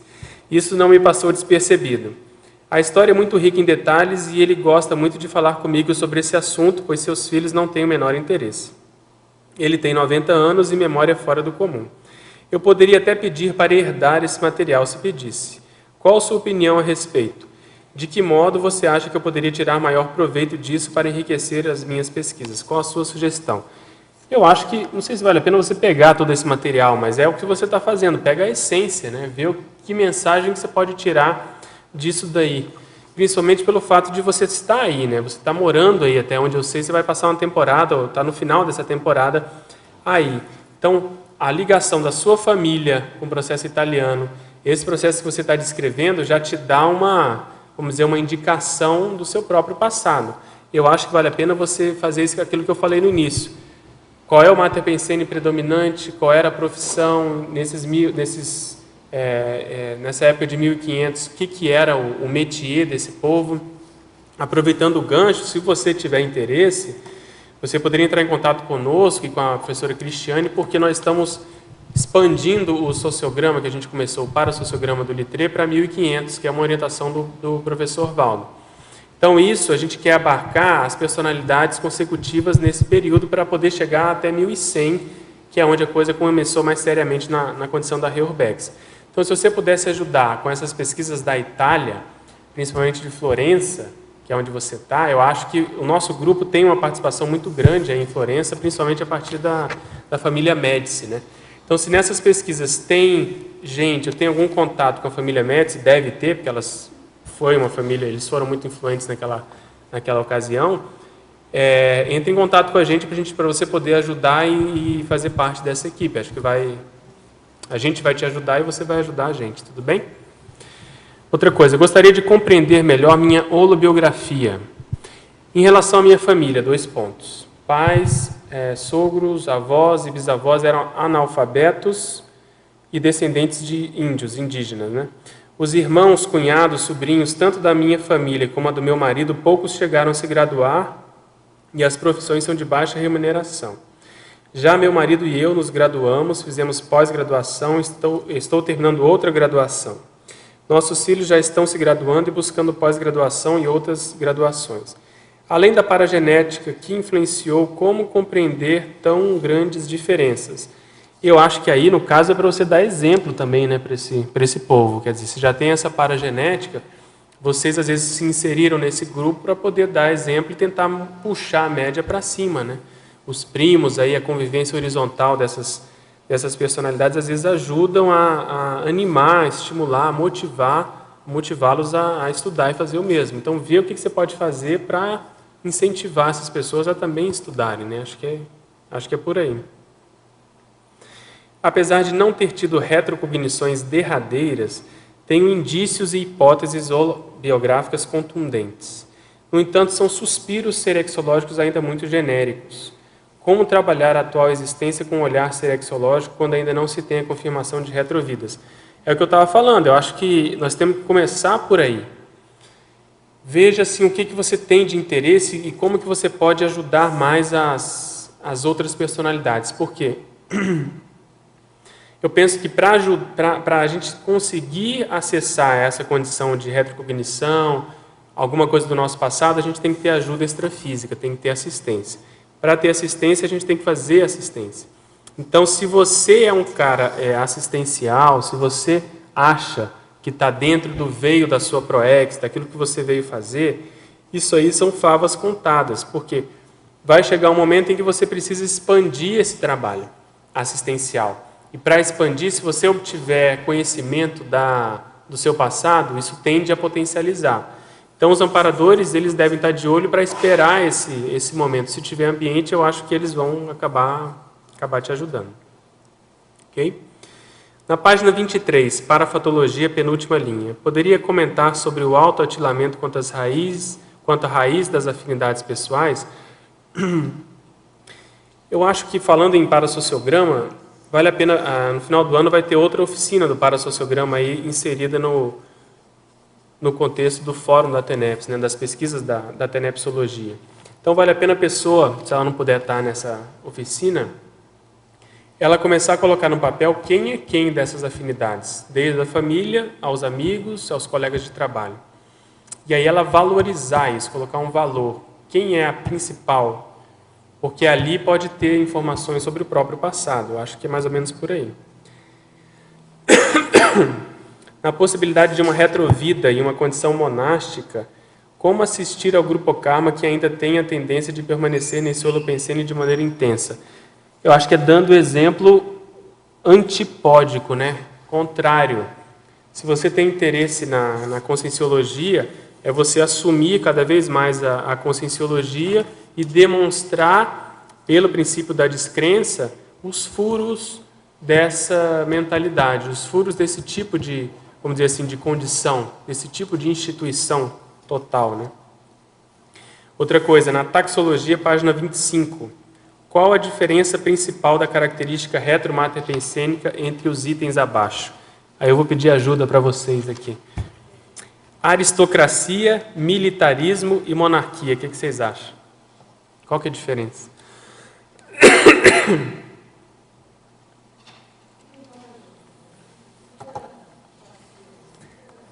Tudo vamos dizer, farinha do mesmo saco, né? Mas tem condições. Por exemplo, o que a gente pega, perdão, é você ver assim, o que mais caracteriza esses holopensenes. O processo da aristocracia e da nobreza, existe muita petulância, muita condição da pessoa se achar acima dos outros, dela achar que as outras pessoas têm que servir a ela. Isso pode ter no militarismo, mas não é o que predomina no militarismo. O processo do militarismo é a condição marvócia, como se fala, a condição lá de você ser bélico, de você ir contra as pessoas, de você querer dominar. Tem na monarquia também? Tem, mas é menos. E a monarquia, aí tem um processo mais político dentro da monarquia. Envolve mais a aristocracia, considerando que a aristocracia derivou, até certo ponto, da monarquia. Mas o que a gente quer chamar a atenção aqui da monarquia é o processo mais político, de você ter ali o absolutismo na junção da pessoa se achar o representante de Deus e representante do processo governamental, do processo político. Então, isso é uma loucura, né, até certo ponto, se a gente for pensar. Então, fazendo essa dissecção, a pessoa acaba vendo em qual desses holopensenes eu tenho mais ligação. Quer dizer, com processo político, com processo bélico, com processo de se achar superior aos outros. E você, aproveitando a sua pergunta, nós fizemos no último acoplamentário, fizemos uma pesquisa. Peguei essa listagem com alguma variação desses grupos de, vamos dizer, de holopensenes e pedi para a pessoa assinalar aquela que ela achava que ela tinha tido mais vidas. Então, houve uma briga danada, porque as pessoas queriam marcar todas, quase, né? Não, eu acho que eu já fui da igreja, da monarquia, do militarismo, do não sei do quê, mas a gente quis fazer o exercício da pessoa experimentar, escolher um. Então, com isso, o que ganhou foi o processo da monarquia, né? Você lembra que você estava lá. Então, vale a pena pensar nisso. Não tenta colocar tudo no mesmo saco. Tenta ver as diferenças, porque tem, e tenta eleger qual que é a sua ali, qual que você acha que é a principal condição no seu caso. Na página 23, em Sinergismologia, primeira linha, de que maneira desvela a mensagem no detalhe? Pode citar um exemplo? E outra coisa, eu vou aproveitar aqui outra pergunta. Na página 25, item lente, quais são os atributos mais estratégicos e definitivos nessa pesquisa retrobiográfica aprofundada? Então, essa condição do exemplo do detalhe, vou dar um exemplo agora fresquinho, de hoje de manhã. Então eu comentei, teve uma moça, o professor Valdo comentou que ela hoje veio como no corpo de mulher, porque ela teve várias vidas como homem e precisava, de algum modo, né, amolecer, ser um pouco mais flexível, não ser tão séria. Está tudo certo, isso dentro de um holopensene e de um materpensene que exige muita seriedade. Aí ela contou um detalhe. Ela contou que chamou a atenção, e ela nunca mais esqueceu, que ela, quando era pequenininha, ela foi, acho que, tomar banho com um priminho e viu que ele foi fazer xixi. E ele tinha uma mangueirinha e ela não tinha. E ela meio que ficou, foi lá para a mãe dela e falou, por que eu não tenho um desse? Por que o meu é diferente do dele? Então você vê, uma besteira, um detalhe de criança. Mas agora, sabendo que ela teve as últimas várias vidas como homem, será que aquilo não, sei lá, de algum modo não apareceu para ela espontaneamente falar isso? Entende? Então, isso é um detalhe. Esses detalhes, às vezes, fica difícil a gente valorizar, né? Porque você tem que dar todos os descontos possíveis, mas são nuances desse tipo que a gente está querendo chamar a atenção. E na página 25, item lente, quais são os atributos mais estratégicos e definitivos nessa pesquisa retrobiográfica aprofundada? Item lente não está na 25, né? 24, né? Ah, eu acho que aí não. Aí é difícil você eleger um só, né? Não sei se é esse que você está comentando. Aqui o que eu procurei colocar é tudo aquilo que de algum modo exerce influência. Então, vamos supor, o seu modo de perceber o mundo tem alguma relação, sofre alguma influência do seu grupo karma.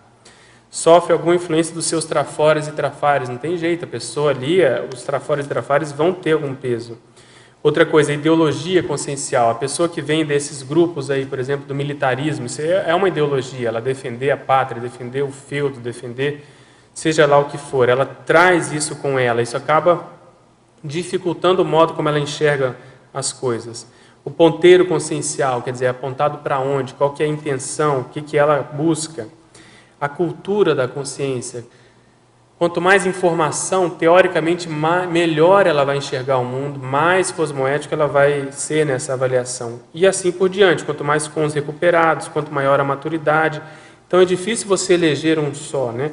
Se a gente pudesse, talvez, eleger, seria o processo do discernimento, que é o resultado disso tudo. Tudo bem? Só acrescentar uma coisinha? Pode.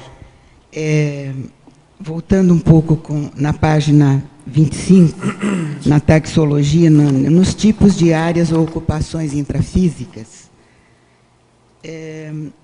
aqui eu não sei se caberia o comportamento, o estudo da psicologia, que está associado à assistência, assistencialidade. Uhum. É que é mais recente, né, a psicologia, mas eu vou anotar aqui. E a filosofia não seria a busca da essência? Os filósofos não buscavam aquela essência? A verdade pensar, também, até certo ponto, né? É bem guarda-chuva. Você disse para colocar aqui do lado, é isso? Ou se não teria Pode ser. Filosofia está aqui, né? Número 10. Sim, a filosofia está. Diz para aumentar, né? Complementar. Tá ok. Mas eu não sei se cabe, eu só estou lembrando. Não, eu anotei aqui, eu vou pensar. Esses itens têm que ser expandidos, eles têm que ser aumentados mesmo. Obrigada.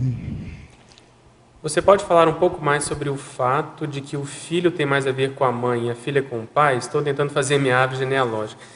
Essa é uma hipótese que o professor Valdo traz, né, de modo geral, e isso principalmente quando chama atenção na família, que tem, por exemplo, 3, 4, 5 filhas ou 5 filhos, quer dizer, todos os filhos do mesmo gênero. Então, aí sim, aí no caso, isso fica mais escancarado. Quer dizer, se um casal tem 3 ou 4 filhas, elas têm muito mais ligação com o processo do pai. Então, na história holobiográfica do pai, essas personagens ginossomas atuais devem ter mais relação e podem ter sido, inclusive, ex-mulheres, ex-amantes, a gente mais do passado mais recente do pai e vice-versa.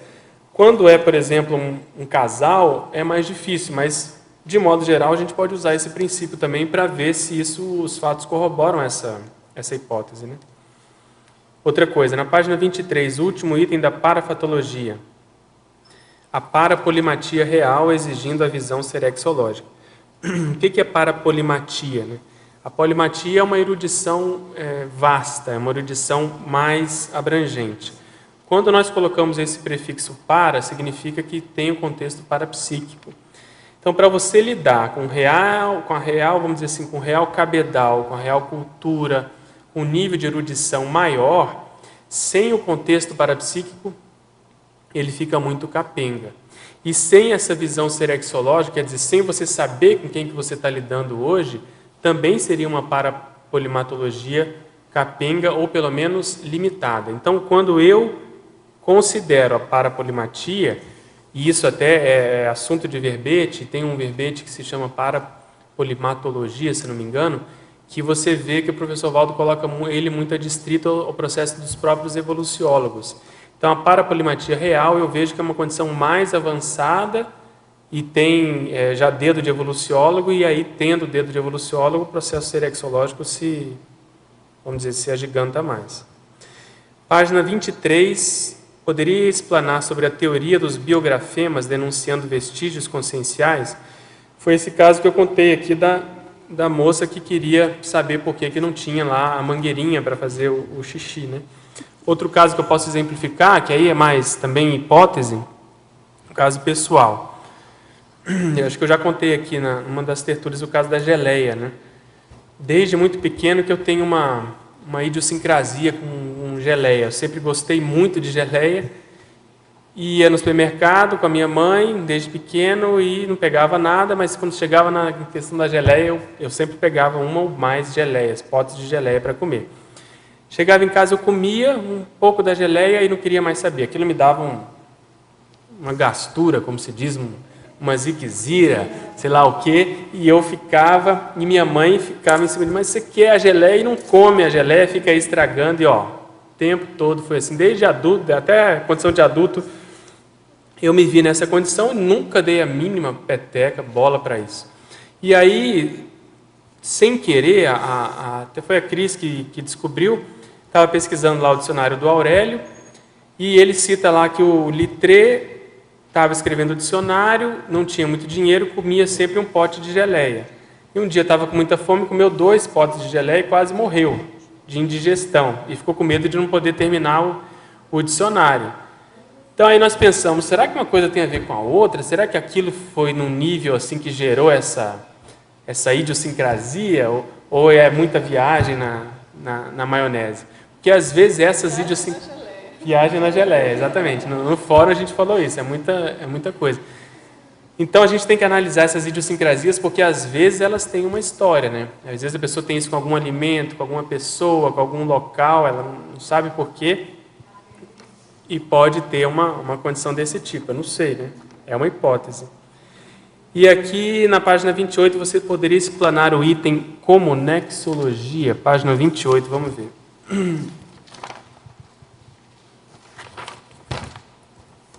A gente coloca assim, consoante a evoluciologia, o olhar serexológico é conduta padrão espontânea nas comunex evoluídas.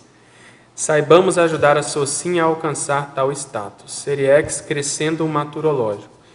Essas comunex evoluídas, elas já têm isso mais em conta, né? Quer dizer, elas já têm a possibilidade, principalmente pelo fato de estar num ambiente mais equilibrado, mais lúcido, de ter consciência assim, de evoluciólogo para cima, que é o que a gente está considerando, você tem a possibilidade muito maior de fazer esse acesso serexológico. Então, as consciências já lidam umas com as outras, considerando o histórico que as personalidades tiveram.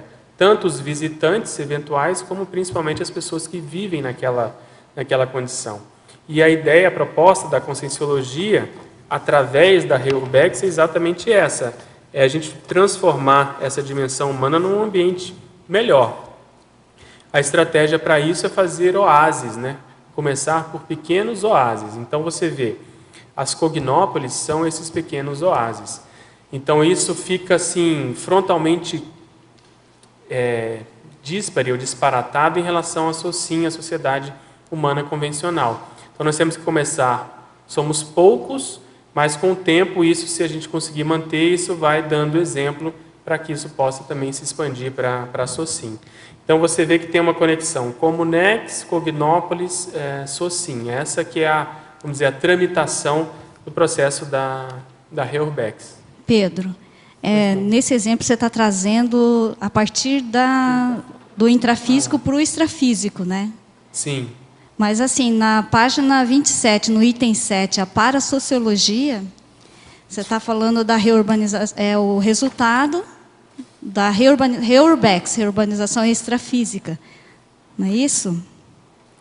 O hábito de encarar a humanidade a partir dos efeitos multidimensionais da Reurbex, analisando, cotejando e ponderando sobre os resultados práticos do holocarma das nações.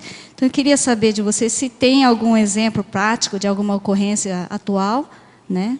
É a mesma condição, quer dizer, a Reurbex ela está atuando na dimensão humana. Nós somos assim vamos dizer, um veio, né, um braço da Reurbex, mas ela continua atuando em todo o planeta.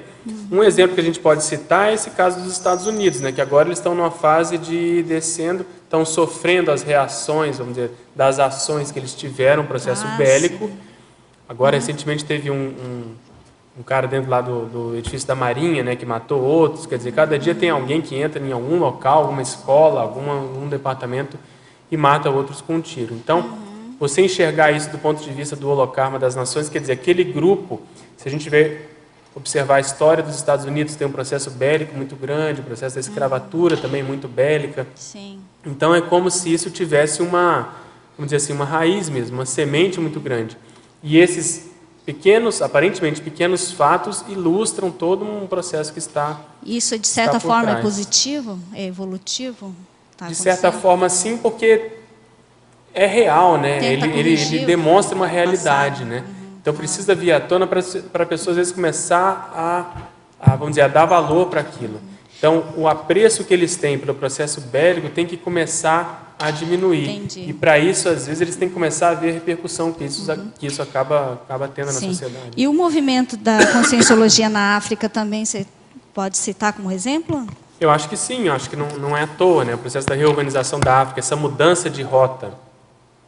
Porque tudo indica que a gente iria para a China, agora a gente vai para a África. Então, tudo isso são grandes, vamos dizer assim, inteligências que estão, de algum modo, deliberando sobre esse assunto. E eu acho que o fator principal é a REURBEX, né? É o que precisa ser feito lá na África, atualmente. Porque, de algum modo, a China deve estar atendida ou deve estar em algum momento de, vamos dizer assim, de maior tranquilidade nesse sentido, né? Tem aquelas 16 consciências que ressomaram lá, a gente não sabe, né? Tudo é hipótese.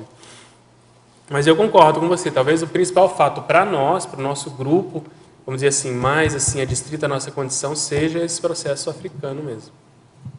Ok? A gente está no nosso tempo, eu queria agradecer a presença de vocês, tertulianos, teletertulianos, os amparadores e os nossos comerciais, por favor. Muito obrigado. Obrigado. Nós tivemos hoje 29 assinaturas no livro de presença, 18 perguntas presenciais, 28 perguntas online. Os recados são da Alba sobre a CP2 de Foz do Iguaçu e a Isabel sobre a oficina de filatelia.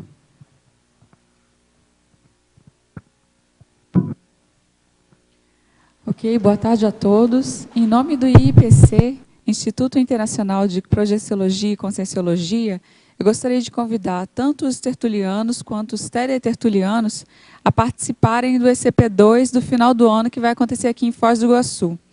O ECP2 vai ser nos dias 13, 14 e 15, no Hotel Rafaim Palace. E a EPCOM vai ser a professora Adriana Lopes. O ECP2 ele ajuda na qualificação do parapsiquismo.